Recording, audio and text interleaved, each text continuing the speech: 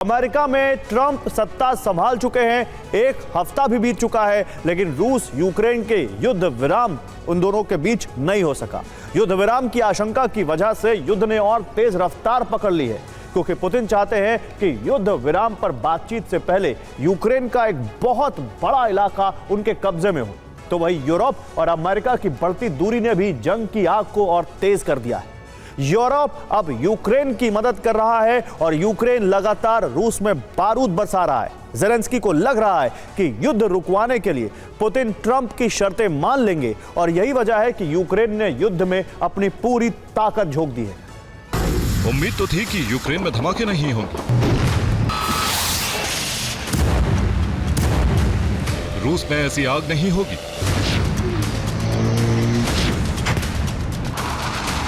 दुनिया को लग रहा था कि 20 जनवरी के बाद रूस यूक्रेन का ये घमासान शांत होगा और तबाही का तूफान थमेगा, लेकिन हुआ ठीक उसके विपरीत। ट्रंप शपथ लेकर सत्ता संभाल चुके हैं, लेकिन रूस और यूक्रेन में कुछ नहीं बदला।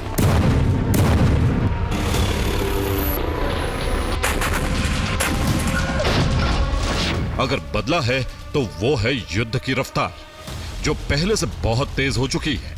कुछ बदला है तो तबाही का ग्राफ, जो बहुत अधिक है।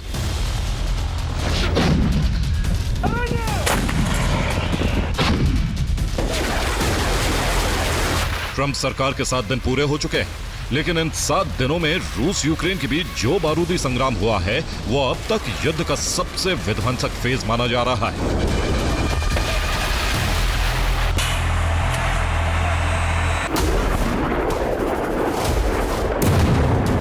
आंकड़े सुनकर आप हैरान रह जाएंगे।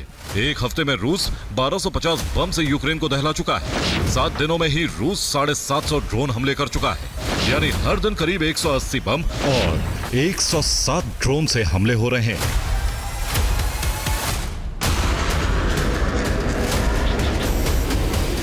रूस यूक्रेन को भस्म करने पर आमादा है, तो दूसरी तरफ यूक्रेन ने भी पूरी ताकत झोंक दी है। और एक हफ्ते में ही रूस की जमीन पर धमाकों के बाद आग की ऐसी ऊंची ऊंची लपटें उठती दिखी।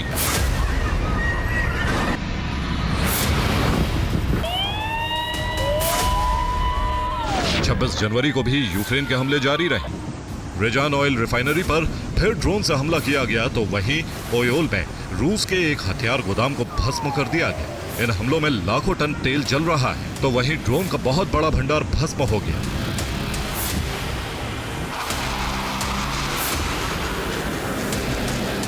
शनिवार रात से ही रूस का पलटवार भी जारी है। ड्रोन हमले का जवाब ड्रोन हमलों से दिया जा रहा है।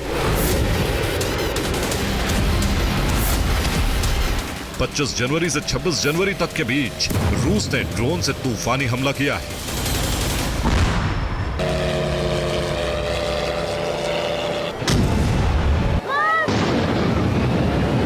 रिपोर्ट के मुताबिक रूस ने 72 ड्रोन से हमला किया। एयर डिफेंस 50 ड्रोन गिरा सका, यानी यूक्रेन में 22 जगहों पर धमाके हुए।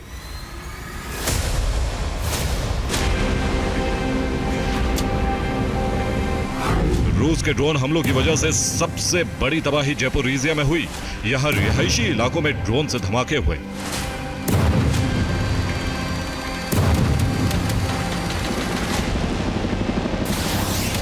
हमलों के आंकड़े से साफ है कि युद्ध की रफ्तार 10 गुना तेज है, यानी जहां एक बम गिरते थे, वहां अब 10 बम से हमले हो रहे हैं।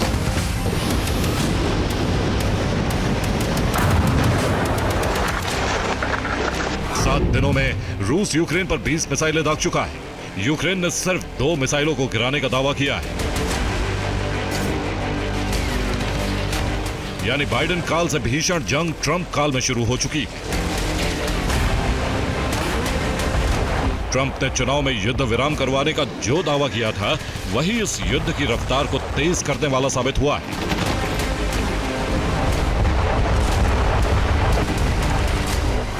युद्ध तेज होने की 5 वजहें हैं। वजह नंबर 1, युद्ध विराम से पहले रूस अधिक से अधिक इलाके पर कब्जे की कोशिश में है। वजह नंबर 2, अमेरिका से मदद बंद होने के बाद यूरोप ने पूरी ताकत झोंक दी है। वजह नंबर 3, यूरोप से यूक्रेन को हथियारों की सप्लाई शुरू कर दी गई है। वजह नंबर 4, यूक्रेन के जरिए रूस के तेल व्यापार को कमजोर करने की कोशिश है। और वजह नंबर 5, यूक्रेन को डर है कि ट्रंप रूस की सभी शर्तें मान सकते हैं।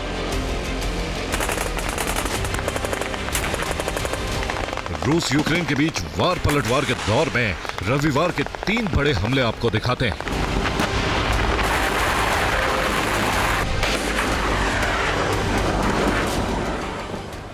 तो जंग की तेज रफ्तार के बीच पहला बड़ा हमला रूस में हुआ है, जहां रेजान ऑयल फैक्ट्री को यूक्रेनी ड्रोन ने दोबारा निशाना बनाया। यहां 48 घंटे के भीतर 2 बार हमले हो चुके हैं और रूस का तेल भंडार नष्ट हो रहा है। दूसरे बड़े हमले की बात करें तो यह भी रूस में हुआ है। रूस के ओरियोल में यूक्रेन ने एक गोदाम को निशाना बनाया। गोदाम में ईरान से खरीदे गए ड्रोन रखे गए थे। हमले में 200 शाहे ड्रोन भस्म हो गए। तीसरा बड़ा हमला यूक्रेन में हुआ है। डोनेस्क में लगातार जीत हासिल करने वाली रूसी सेना ने डोनेस्क के वेलेका नोवोसियोका में कब्जा कर लिया है। इसके साथ ही रूस का कब्जा अभियान अब और बड़े इलाके तक फैल गया है।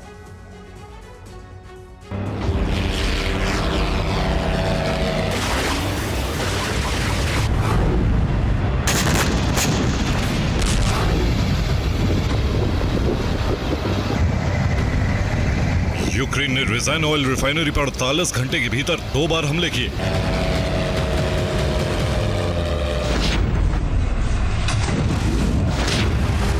पहले हमले के बाद अलर्ट होने के बावजूद यूक्रेनी ड्रोन ऑयल रिफाइनरी तक पहुंचने में कामयाब रहा।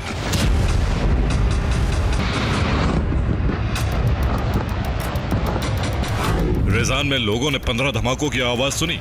रेजान से मॉस्को और सेना को तेल सप्लाई होती थी। रिफाइनरी में तेल का बहुत बड़ा भंडार मौजूद था।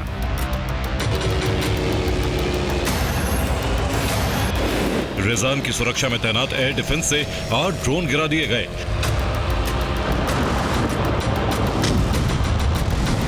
लेकिन फिर भी हमला कामयाब रहा। हथियारों की कमी के बीच अब यूक्रेन ड्रोन के अलावा अपनी खुफिया एजेंसी का इस्तेमाल कर रहा है।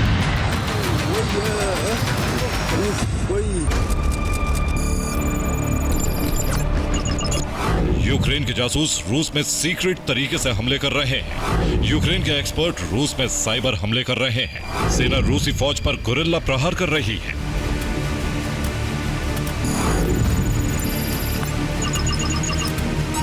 रिपोर्ट के मुताबिक यूक्रेन को ब्रिटिश और जर्मन सैटेलाइट से मदद मिल रही है। ब्रिटेन और जर्मनी यूक्रेन को रूस की खुफिया जानकारी दे रहे हैं और फिर ड्रोन के टारगेट फिक्स हो रहे हैं। दूसरी तरफ डोनेस्क में रूसी सेना का अभियान जारी है।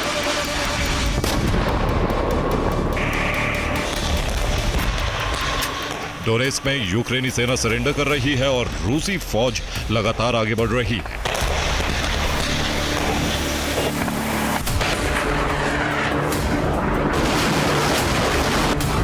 चासवयार में यूक्रेनी सेना के मोर्चे को भस्म कर दिया गया।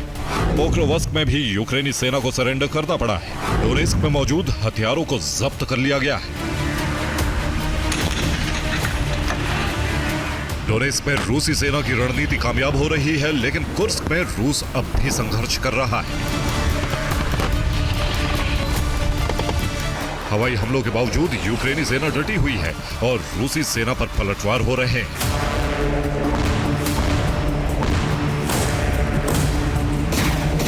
कुर्स्क में सैनिकों की कमी के बाद यूक्रेन अब लगातार ड्रोन से हमले कर रहा है।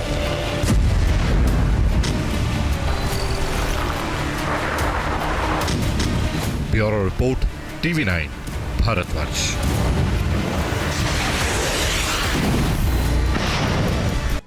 तो ट्रंप के सत्ता में आने के बाद रूस यूक्रेन युद्ध की परिस्थिति सकारात्मक रूप से बदलने की उम्मीद थी, लेकिन यह उम्मीद धराशायी हो गई और उम्मीद टूटने के साथ ही युद्ध के विस्तार का संकेत भी दे दिया गया है। यह विस्तार यूरोप और बाल्टिक रीजन को तबाह कर देगा, जिसमें अहम भूमिका निभाएंगे बेलारूस में 7वीं बार राष्ट्रपति बने अलेक्जेंडर लुकाशेंको, जिन्होंने पोलैंड को अपना टारगेट चुन लिया है। अब बेलारूस किस रणनीति के तहत आगे बढ़ रहा है, इसे हमारी इस एक्सक्लूसिव वॉर रिपोर्ट में देखिए। रूस यूक्रेन के बीच जारी बारूदी घमासान में कुछ भी नहीं बदला। ना हमले कम हुए, ना बारूदी तबाही रुकी।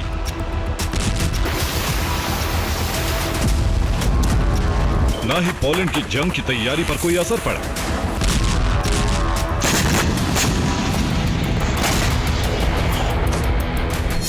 लेकिन हैरानी की बात यह है कि इस मोर्चे को संभालने की जिम्मेदारी रूसी सैनिकों ने नहीं ली, बल्कि बेलारूस के राष्ट्रपति लुकाशेंको ने ले ली है। वही लुकाशेंको जो 7वीं बार बेलारूस के राष्ट्रपति चुने गए हैं, और इस जीत के साथ ही उन्होंने पुतिन के कीव फतह अभियान में योगदान का ऐलान कर दिया है।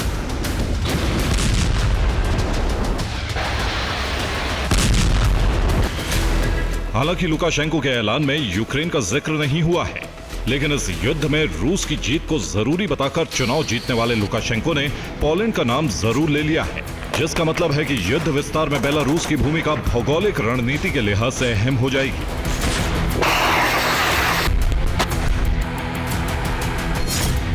शुरू लुकाशेंको की तैयारी, जंग का प्लान किया जारी।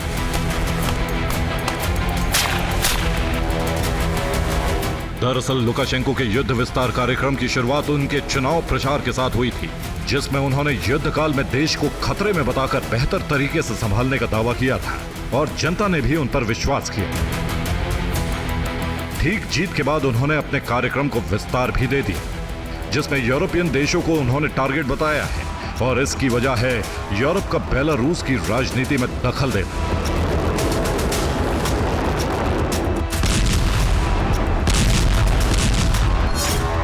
यूरोप के ज्यादातर देशों ने लुकाशेंको के निर्वाचन को खारिज कर दिया है। लुकाशेंको पर पुतिन की मदद से जीत हासिल करने का आरोप लगाया है। वहीं यह भी आरोप लगाए जा रहे हैं कि लुकाशेंको भ्रष्टाचार करके जीते हैं। हालांकि बम्पर जीत हासिल करने के बाद लुकाशेंको ने बड़े ही सधे हुए अंदाज में आरोपों का जवाब दिया है। यानी लुकाशेंको की जीत यूरोप को रास नहीं आ रही है।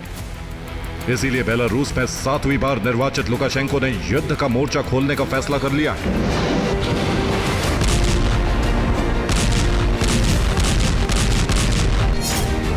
और अब पुतिन के बारूदी प्लान के तहत बेलारूस के गोमेल में तैनात रूस बेलारूस की सेना ब्रेगिन की दिशा में बढ़ रही है। यह सेना निप्रो नदी के रास्ते कीव पर हमले की तैयारी में है। इसके अलावा फ्रंट डायरेक्ट गोमेल से चेरनीहिव की तरफ खोला गया है। इसके लिए कीव की तरफ कूच के लिए ब्रोवरी पर सैन्य जमावड़ा करना तय किया गया है।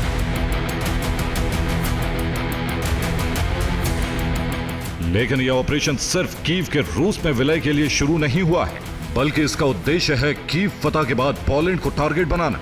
और यह तब होगा जब रूस का सबसे घातक हथियार बेलारूस पे तैनात हो चुका होगा। वो हथियार कौन सा होगा यह भी हम बताएंगे, लेकिन पहले पोलैंड टारगेट क्यों बना इसे जान लीजिए। लुकाशेंको का दावा है कि पोलैंड का रुख बेलारूस के प्रति आक्रामक हो गया है।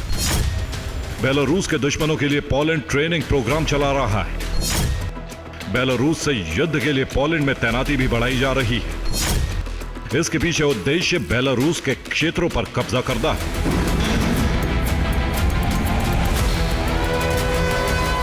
हालांकि यह सिर्फ लुकाशेंको का दावा है, लेकिन इसी दावे ने यूरोप से युद्ध की रणभेरी बजा दी है। अब सवाल यह है कि लुकाशेंको ने पोलैंड की बजाय शुरुआत कीव से क्यों की? जवाब है एक ऐसे हथियार की डिमांड जिसकी तैनाती से पोलैंड खुद सरेंडर कर देगा। यह हथियार है रूस की न्यूक्लियर हमले में सक्षम ओरेशनिक मिसाइल, जिसकी जल्द से जल्द तैनाती के लिए रूस ने भी हरी झंडी दे दी है।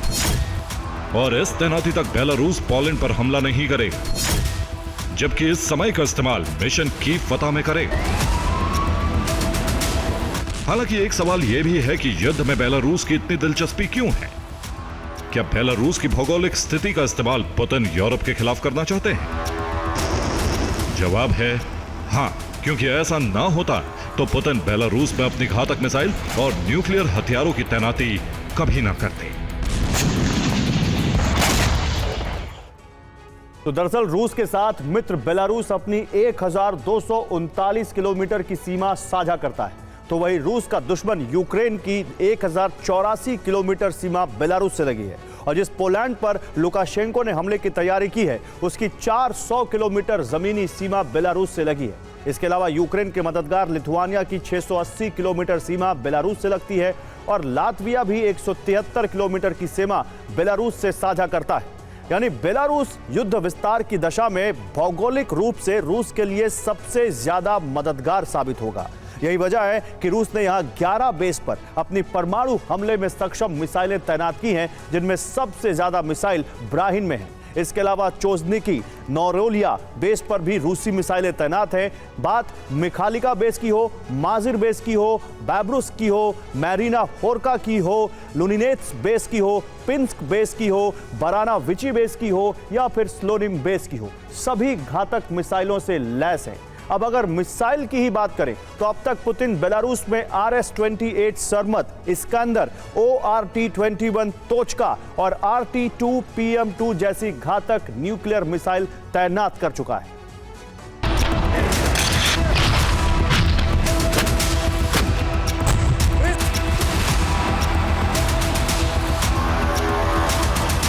इसका सीधा मतलब है कि पुतिन बेलारूस का फ्रंट खोलेंगे तो युद्ध सिर्फ पोलैंड के खिलाफ नहीं होगा, बल्कि बाल्टिक देशों पर भी बारूदी तबाही बरसेगी। और इश्नेक मिसाइल से थर्राने वाले देश विनाश का सामना करेंगे, लेकिन इससे पहले होगा कीव पर कब्जा।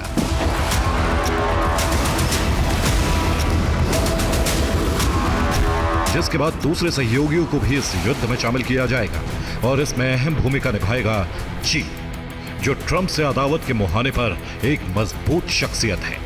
और इसका प्रमाण है लुकाशेंको का वो इशारा जिसकी कल्पना भी नहीं की गई थी। यह सिर्फ चीन के राष्ट्रपति शी जिनपिंग की तारीफ में कहे शब्द नहीं है, बल्कि भविष्य के उस सैन्य गठबंधन का इशारा है जो यूरोप के खिलाफ अभियान में विनाश का आईना है। लेकिन इससे अलग कीव पर कब्जे का एक प्लान लुकाशेंको कैसे पूरा करना चाहते हैं, उसकी तस्वीर भी हम आपको दिखाते हैं। बेलारूस ने युद्ध विराम की नई स्थिति बनाई है। इसके तहत लुकाशेंको कीव में शांति सेना भेजना चाहते हैं और इस शांति सेना को यूरोपीय सेना के मुकाबले प्रभावी भी बता रहे हैं। लेकिन क्या वाकई ये शांति सेना होगी? इस सवाल का जवाब रणनीतिक दायरे में ना होगा, क्योंकि एक तरफ बेलारूस में रूसी आर्मी की कई ब्रिगेड्स तैनात हैं, कई घातक हथियार और न्यूक्लियर पेलोड ढोने वाली बैलिस्टिक मिसाइलें भी एक्टिव हैं। इसलिए युद्ध विराम का सवाल ही नहीं है। और इसका सीधा मतलब है लुकाशेंको रूसी साम्राज्य के विस्तार में एक बड़ी भूमिका निभाने के लिए तैयार है। Bureau report, TV9, Bharatvarsh. Ukraine को लेकर रूस और अमेरिका में टकराव बढ़ता जा रहा है, क्योंकि ट्रंप युद्ध विराम का दिखावा करके युद्ध की तैयारी में जुट गए, जबकि पलटवार के लिए रूस ने भी ब्लूप्रिंट बना लिया है। रूस अब बाल्टिक से आर्कटिक तक नेटो की घेराबंदी कर रहा है, जबकि अलास्का को वापस लेने के लिए अमेरिका से भी टकराने को तैयार है। जबकि ट्रंप ने नेटो के सैन्य ठिकाने वॉर रेडी करने का फरमान जारी कर दिया है। युद्ध के लिए सीक्रेटली हथियार पहुंचाए जा रहे हैं, यानी यूरोप में रूस अमेरिका में विनाशक युद्ध शुरू हो सकता है, जिसका दायरा नॉर्थ अमेरिका के अलास्का तक पहुंच सकता है। युद्ध विराम सिर्फ बहाना है, इसकी आड़ में रूस दहलाना है। डोनाल्ड ट्रंप अब इसी ब्लूप्रिंट पर काम कर रहे हैं।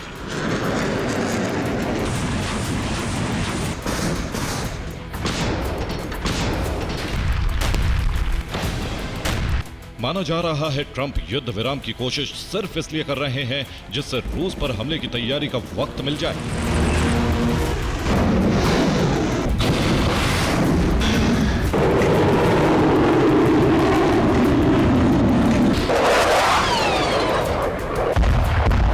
दो तस्वीरें सामने आई हैं, जिससे लग रहा है कि यूरोप में कुछ बड़ा होने जा रहा है।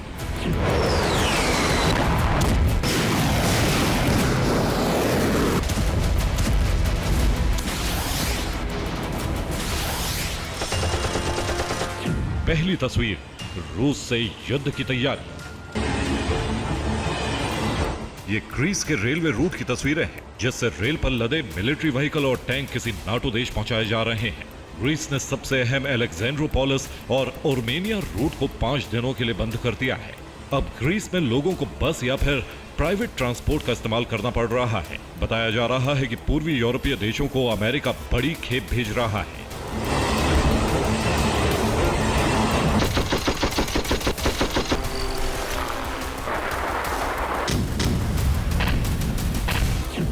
दूसरी तस्वीर, रूस से युद्ध की तैयारी। एक डिफेंस वेबसाइट ने स्क्रीनशॉट सोशल मीडिया पर शेयर किए हैं, जिसमें दिख रहा है अमेरिका से कोलंबस एयरफोर्स स्टेशन से पोलैंड के रेजोव कार्गो हवाई अड्डे के लिए उड़ान भरी।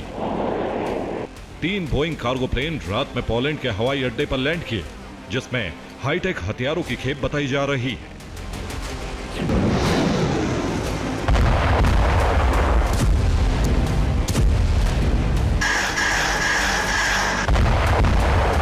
कई डिफेंस एक्सपर्ट दावा कर रहे हैं पोलैंड पहुंचे हथियार यूक्रेन को अमेरिका से दी जा रही $500 मिलियन सैन्य सहायता का हिस्सा हो सकते हैं, जिन्हें यूक्रेन सप्लाई किया जाएगा।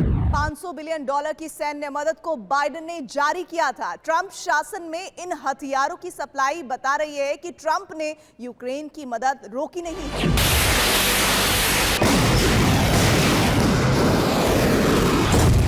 जिन हथियारों की सप्लाई की जा रही है उनमें HIMARS artillery rocket system, anti personnel land mine, anti guided tank missile, cruise missile, anti jet drone और F-16 के पार्ट शामिल हैं, जबकि अमेरिका आगे टैंक और आर्मर्ड व्हीकल भी भेजने जा रहा है।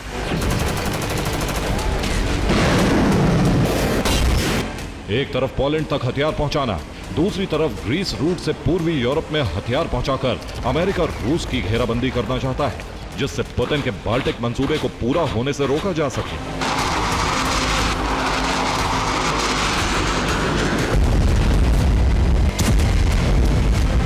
क्योंकि पुतिन यूक्रेन के अलावा एक साथ 3 मोर्चों पर काम कर रहे हैं। पहला मोर्चा बाल्टिक में खोल दिया है, जहां वो बाल्टिक देशों पर हमला कर सकते हैं।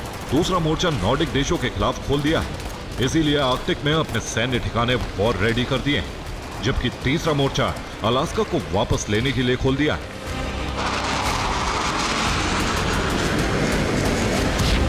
पुतिन उसी रास्ते पर बढ़ रहे हैं जिस पर ट्रंप चल रहे हैं। ट्रंप नॉर्थ अमेरिका से यूरोप तक अमेरिका का विस्तार करना चाहते हैं, जबकि पुतिन यूरोप से नॉर्थ अमेरिका तक। पुतिन अलास्का को वापस पाने के लिए हमला कर सकते हैं, जबकि ट्रंप ने पनामा, कनाडा के बाद ग्रीनलैंड को भी अमेरिका में शामिल करने के लिए कहा है। यानी अलास्का से लेकर आर्कटिक तक अमेरिका और रूस में भीषण युद्ध शुरू हो सकता है।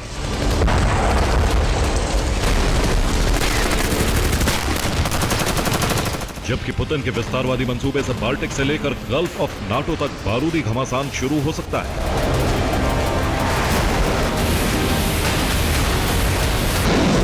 रूस ने बाल्टिक देशों पर हमले का ब्लूप्रिंट बना लिया है, बाल्टिक में चक्रव्यूह तैयार कर लिया है। नाटो शिप की एंट्री बैन कर दी गई है, जिससे बाल्टिक का संपर्क नाटो से काटा जा सके। इसके लिए सबसे पहले बाल्टिक देशों का इंटरनेट नेटवर्क ध्वस्त किया जा रहा है।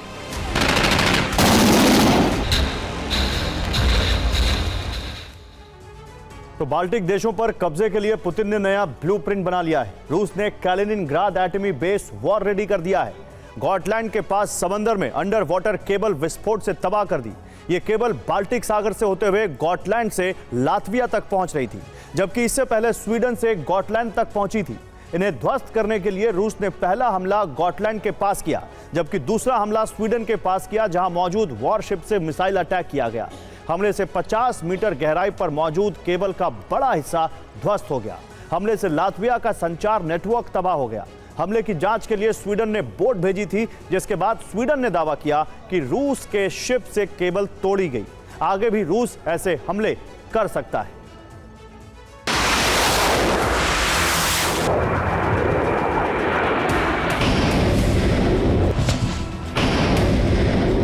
बाल्टिक देशों के अलावा जर्मनी और स्वीडन से भी फिनलैंड, नॉर्वे तक अंडर वाटर केबल का जाल बिछा है, जिसे रूस तबाह करना चाहता है। इसके लिए रूस की खुफिया एजेंसी ने क्रेमलिन को इनपुट दे दिया है और रूस ने इंटरनेट और पावर केबल नेटवर्क को ध्वस्त करने के लिए स्पेशल ऑपरेशन शुरू कर दिया है।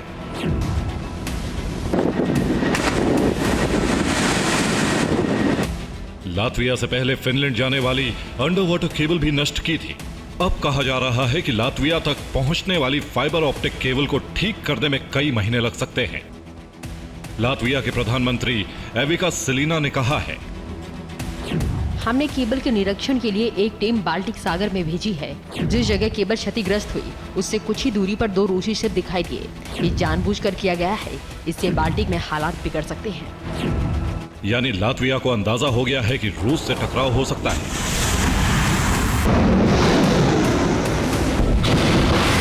वैसे भी नाटो ने बाल्टिक देशों में मिलिट्री बेस बनाकर रूस के खतरे का मुकाबला करने की तैयारी कर ली।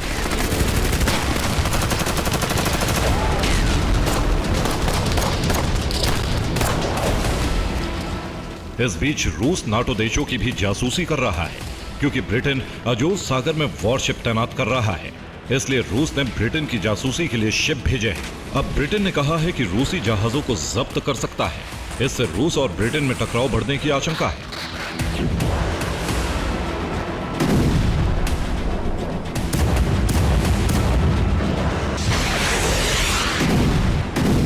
ब्रिटेन बाल्टिक और काला सागर में under water optic fibre cable की डिजिटल मैपिंग कर रहा है, जिससे रूस के हमलों से केबल नेटवर्क को सुरक्षित रखा जा सके। इसके लिए निर्देश अमेरिका की तरफ से आया है। ट्रंप नाटो देशों में पड़ी फूट को खत्म कराकर रूस को तबाह करने के प्लान पर काम कर रहे हैं, क्योंकि एक बार यूक्रेन का खात्मा अगर पुतिन ने कर दिया तो वो रुकेंगे नहीं।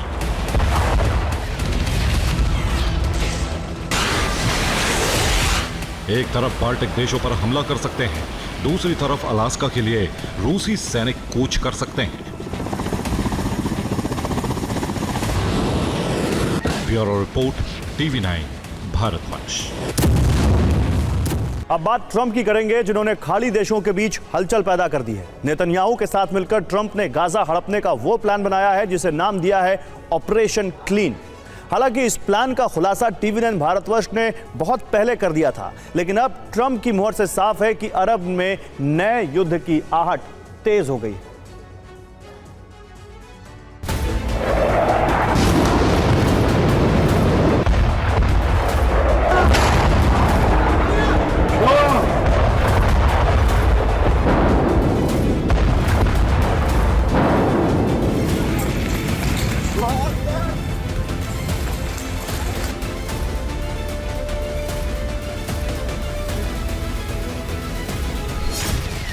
इजराइल और हमास के बीच भले ही सीज फायर चल रहा हो, लेकिन गाजा में बारूदी बवंडर लगातार जारी है।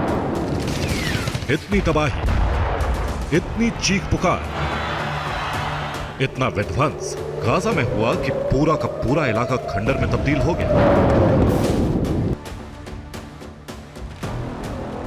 लेकिन इसी बीच अमेरिकी राष्ट्रपति डोनाल्ड ट्रंप के एक बयान ने मिडिल ईस्ट में सनसनी मचा दी है। इजराइल के गाजा प्लान को पूरी दुनिया के सामने रख दिया है, जिससे पूरे मिडिल ईस्ट में माहौल तनावपूर्ण बन गए हैं।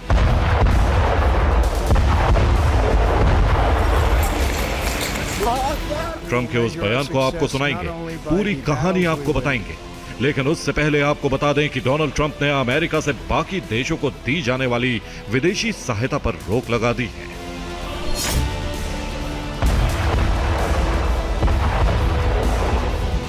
लेकिन ट्रंप के इस फैसले में एक दिलचस्प बात है, वो ये कि अमेरिका से विदेशों को दी जाने वाली मदद रोकी तो गई, मगर दो देशों के लिए इस मदद को बंद नहीं किया गया, और वो दो देश हैं इजराइल और मिस्र। President Trump, for keeping your promise to give Israel the tools it needs to defend itself, to confront our common enemies, and to secure a future of peace and prosperity. यहां पर यह समझने वाली बात है कि अमेरिका ने Israel को दी जाने वाली सैन्य मदद क्यों नहीं रोकी। क्या इजराइल के बहाने ट्रंप कहीं और निशाना लगाना चाहते हैं? तो इसका जवाब है हाँ। डोनाल्ड ट्रंप और नेतन्याहू ने मिलकर ऑपरेशन क्लीन गाजा की शुरुआत कर दी है, जिसका खुलासा खुद ट्रंप ने किया।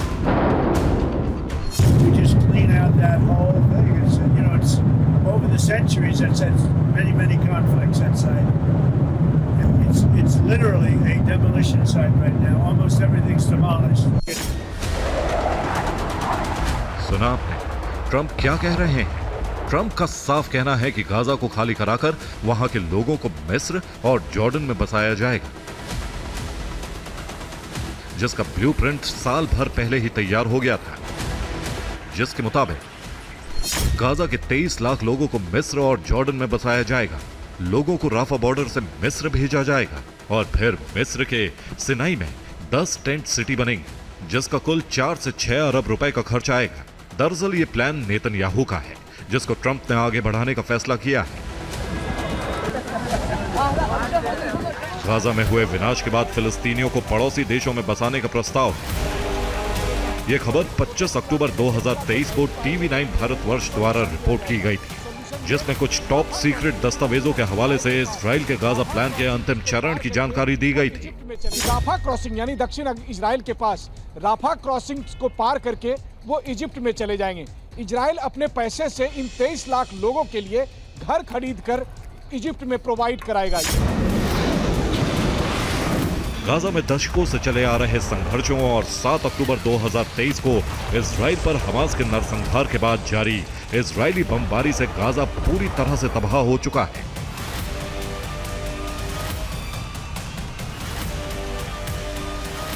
अब सवाल उठता है कि आखिर कैसे गाजा के लोगों को सिनाई मरुस्थल में शिफ्ट करने का प्लान है। दरअसल इजराइल के एक तरफ मिस्र और दूसरी तरफ जॉर्डन की सीमा लगती है। इजराइल का प्लान है कि अगर मिस्र सरकार इजाजत देती है तो फिर गाजा पट्टी के राफा के रास्ते गाजा के लोगों को मिस्र के सिनाई मरुस्थल में शिफ्ट किया जाएगा, जहां इजरायली सरकार आधुनिक शहर बनाने के लिए पैसे खर्च करेगी और 23 लाख आबादी वाले गाजा के लोगों के लिए घरों का इंतजाम करेगी। इससे न सिर्फ गाजा इजराइल संकट खत्म हो जाएगा, बल्कि मिस्र की अर्थव्यवस्था को सुधारने में मदद भी मिलेगी। डोनाल्ड ट्रंप ने जॉर्डन और मिस्र को फिलिस्तीनी शरणार्थियों की जिम्मेदारी लेने को कहा है। उन्होंने गाजा को विनाश स्थल करार देते हुए अरब देशों से शांति स्थापना की प्रयास करने को कहा है। एक तरफ भले ही ट्रंप ने जॉर्डन और मिस्र पर फिलिस्तीनी शरणार्थियों को पनाह देने की अपील की है, लेकिन दूसरी तरफ दोनों ही देशों ने इसका कड़ा विरोध किया है। जॉर्डन के विदेश मंत्री अयमान सफादी ने स्पष्ट रूप से कहा, हम किसी भी प्रकार से फिलिस्तीनियों के विस्थापन का विरोध करते हैं। जॉर्डन जॉर्डन के लिए है और फिलिस्तीन फिलिस्तीनियों के लिए है। जॉर्डन में करीब 24 लाख फिलिस्तीनी शरणार्थी पहले से ही रह रहे हैं। उधर मिस्र ने भी ट्रंप की इस अपील का कड़ा विरोध किया है। मिस्र के विदेश मंत्रालय ने इस पर जवाब देते हुए कहा कि हम फिलिस्तीनियों के मिस्र में किसी भी स्थानांतरण या हस्तांतरण को अस्वीकार करते हैं, चाहे वह अस्थायी हो या स्थायी। मिडिल ईस्ट में इजराइल अमेरिका का सबसे मजबूत सहयोगी है, जहां से वो ईरान और अरब देशों पर पूरी निगाह रख सकता है। ऐसे में गाजा में रह रहे फिलिस्तीनी इजराइल के लिए हमेशा चुनौती रहे हैं और इस चुनौती का खात्मा तभी संभव है जब गाजा को पूरी तरह खाली करा लिया जाए। राष्ट्रपति इलेक्शन से पहले डोनाल्ड ट्रंप ने कहा था कि वो इजराइल का विस्तार करना चाहते हैं। इस लिहाज से ट्रंप इजराइल का विस्तार करने की योजना पर चल रहे हैं। इसीलिए वो गाजा से फिलिस्तीनियों के बाहर जाने की वकालत कर रहे हैं। Is like a massive demolition site. That place is, it's really got to be rebuilt in a different way. America और इजराइल ने हमास को आतंकी संगठन घोषित किया है और हमास को खत्म करने की बात भी कही है। अगर मिस्र और जॉर्डन को अमेरिका मनाने में कामयाब होता है तो गाजा पर इजराइल का कब्जा हो जाएगा और फिर अमेरिका इजराइल के सहारे मिडिल ईस्ट में अपने मंसूबे को पूरा करने में कामयाब हो जाएगा।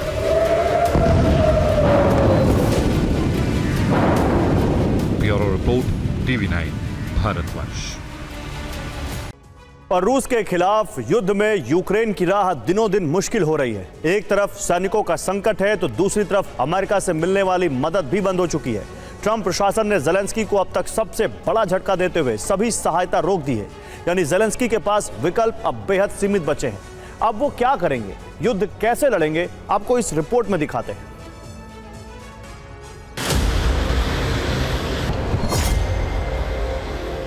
Hi, Donald John Trump.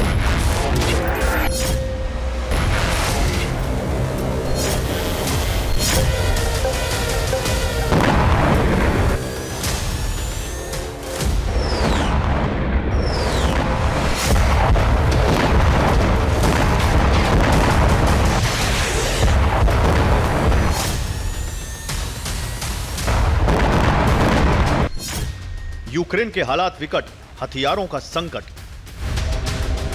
रूस के खिलाफ युद्ध में रणनीति और बारूद सप्लाई के सबसे बड़े सेंटर ने एक ऐसी फाइल बंद कर दी है जिसने जेलेंस्की के लिए युद्ध में अब तक का सबसे बड़ा संकट खड़ा कर दिया है।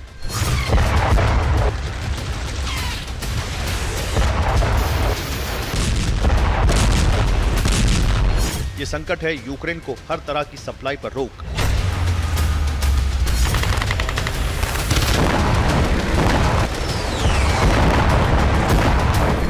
हालांकि ये रोक सिर्फ 90 दिन के लिए लगाई गई है, लेकिन पहले ही हथियार और सैनिकों की कमी से जूझ रहे यूक्रेन के लिए ये वक्त काटना न सिर्फ मुश्किल है, बल्कि कई हिस्से खो देने की दहशत भी मरियंस्की पैलेस में दिखने लगी है।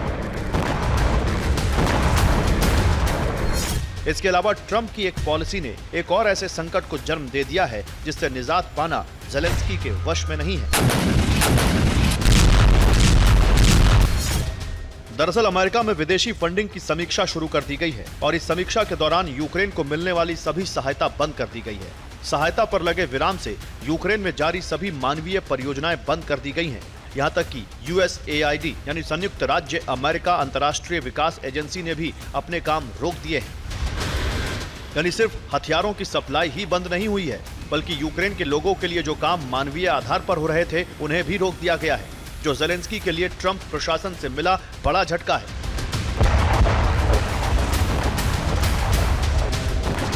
हालांकि युद्धग्रस्त यूक्रेन यूरोप की मदद से इस संकट से उबर भी जाए।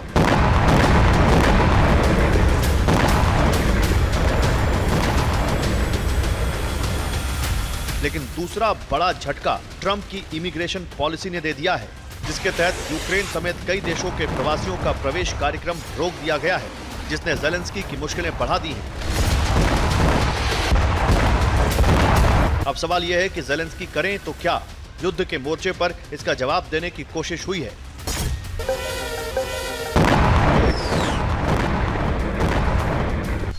युद्ध में अब यूक्रेन में निर्मित हथियारों को तैनात कर दिया गया है। इसमें पोक्रोवा स्पूफिंग सिस्टम को एंटी मिसाइल के तौर पर तैनात किया गया है। Anti fighter jet FPV drones की तैनाती भी यूक्रेन ने कर दी है। वही स्वदेशी समुद्री ड्रोन्स भी यूक्रेन ने एक्टिवेट कर दिए हैं। यानी मदद विहीन यूक्रेन ने रोबोटिक युद्ध अभियान की तैयारी कर ली है, जिसकी जिम्मेदारी नेशनल गार्ड्स की 13वीं ब्रिगेड को सौंपी गई है। और इन हथियारों का प्रदर्शन करके भी यूक्रेन ने यह बताने की कोशिश की है कि बिना सहायता के भी युद्ध में बने रहना उसकी पहली प्राथमिकता है।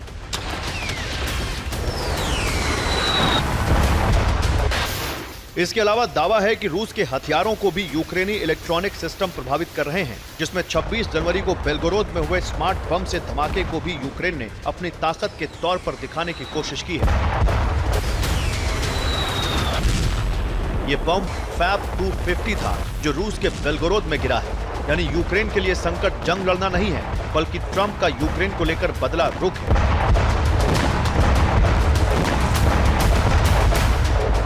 Bureau report, TV9 Bharatvarsh. क्या दुनिया में एक जंग की शुरुआत होने वाली है? यह सवाल इसलिए क्योंकि रवांडा के समर्थन वाला विद्रोही गुट कांगो में एक बड़े इलाके पर कब्जा जमा चुका है। कांगो सरकार ने रवांडा से राजनयिक रिश्ते खत्म कर लिए हैं और हालात बिगड़े तो दोनों देशों में जंग छिड़ सकती है। संयुक्त राष्ट्र ने भी इस मुद्दे पर आपात बैठक की है। फिलहाल कांगो के गोमा इलाके से लोगों का पलायन शुरू हो गया है। हजारों लोग घर छोड़कर जा रहे हैं। सड़क पर ये लोग ऐसे सफर पर निकले हैं जिसकी कोई मंजिल नहीं। बस एक मकसद है, अपनी और अपनों की जिंदगी बचाना। ये मध्य अफ्रीका के कांगो DR की तस्वीरें हैं। इस देश के पूर्वी इलाके में मौजूद गोमा नाम की जगह पर विद्रोहियों ने कब्जा कर लिया है। विद्रोहियों के डर से ही ये लोग अब अपना घर छोड़कर जा रहे हैं। कांगो के गोमा में हमला करने वाले ग्रुप का नाम है M23। M23 संगठन को पड़ोसी देश रवांडा से फंड और हथियार मिलते हैं। यही वजह है कि कांगो ने रवांडा से राजनयिक संबंध खत्म कर लिए हैं। कांगो पर रविवार को संयुक्त राष्ट्र सुरक्षा परिषद की आपात बैठक हुई। M23 विद्रोही संगठन मुख्य रूप से पूर्वी कांगो में एक्टिव है। इस इलाके में कोल्टन, सोना, हीरे और दूसरे खनिजों का भंडार है। खनिजों के बल पर ही M23 अपनी ताकत बढ़ा रहा है। पूर्वी कांगो में जातीय संघर्ष का पुराना इतिहास है। यहाँ तुत्सी और हुत समुदाय के बीच पुरानी दुश्मनी है। M23 संगठन में तुत्सी समुदाय के लोग हैं। पूर्वी कोंगो में घने जंगल और पहाड़ हैं, इसलिए सेना M23 के खिलाफ ऑपरेशन नहीं चला पाती। पूर्वी इलाके से ही रवांडा देश की सीमा लगी है, इसलिए M23 को आसानी से हथियार मिल रहे हैं और जरूरत पड़ने पर विद्रोही रवांडा में जाकर छिपते भी रहे हैं। M23 मुख्य रूप से पूर्वी कोंगो के नॉर्थ किवू प्रांत में सक्रिय है। यहाँ के रुबाया, रुतशुरू और गोमा जैसे शहर को इनका गढ़ माना जाता है। रवांडा M23 के जरिए पूर्वी कोंगो पर कब्जा करना चाहता है। रवांडा की नजर कोंगो के इस इलाके में मौजूद खनिज भंडार पर है। M23 भी खनिज पर कब्जा करने की कोशिश में है। संयुक्त राष्ट्र की एक रिपोर्ट के मुताबिक उत्तरी किवू प्रांत की 1/3 से अधिक आबादी विस्थापित हो चुकी है और गोमा पर विद्रोहियों के कब्जा करने से यहाँ स्थिति और भी खराब हो सकती है। गोमा शहर उत्तरी किवू प्रांत में है। संयुक्त राष्ट्र शांति सैनिकों ने रविवार देर रात शहर के बाहरी इलाके में आत्मसमर्पण करने वाले सैनिकों को लेकर जरूरी कार्रवाई शुरू कर दी है। Bureau report, TV9 Bharatvarsh. और अब बात अरबपति इलॉन मस्क की। एक पोस्ट से इलॉन मस्क ने एक नया विवाद छेड़ दिया है। ब्रिटेन से लेकर फ्रांस तक में इसकी चर्चा जोरों पर हो रही है। सवाल उठ रहा है कि क्या मस्क ने नए जियोपॉलिटिकल युग की शुरुआत कर दी है? आखिर क्यों छिड़ा है मस्क के पोस्ट पर विवाद? इस रिपोर्ट में देखिए। प्रेसिडेंट ट्रंप को अमेरिका की सत्ता संभालते हुए एक हफ्ते से ज्यादा वक्त बीत चुका है, लेकिन इन दिनों में ट्रंप के फैसलों ने पूरी दुनिया को घुमाकर रख दिया है। एशिया से लेकर यूरोप और यूक्रेन से लेकर ईरान तक ट्रंप के फैसलों से हर कोई हैरान है।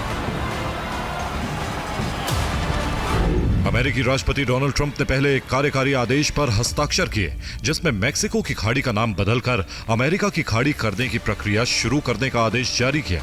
साथ ही अधिकारियों को निर्देश दिए कि अगले 30 दिनों के भीतर कदम उठाए जाएं। ट्रंप तो ट्रंप, अब उनके सहयोगी इलॉन मस्क ने तो इंग्लिश चैनल पर दावा ठोक दिया है।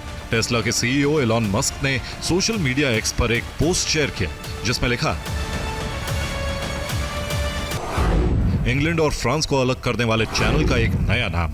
साथ ही इस पोस्ट में एक फोटो शेयर की, जिसमें इंग्लिश चैनल का नाम बदलकर जॉर्ज वॉशिंगटन चैनल लिखा हुआ दिख रहा है।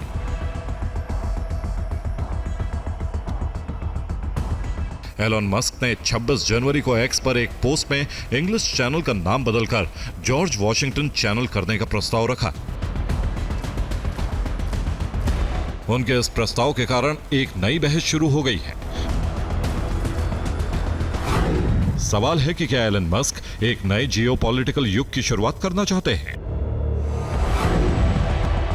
इंग्लिश चैनल को कई क्षेत्रों में डोवर जल डमरू मध्य भी कहा जाता है। हालांकि कार कंपनी टेस्ला और एक्स के मालिक एलन मस्क ने आगे ये नहीं बताया कि आखिर वो इंग्लिश चैनल का नाम बदलने का प्रस्ताव क्यों दे रहे हैं। उनका ये पोस्ट सोशल मीडिया पर खूब वायरल हो रहा है। वहीं कुछ लोगों ने मस्क से सवाल पूछा है कि क्या अमेरिका ब्रिटेन पर हमला करने जा रहा है।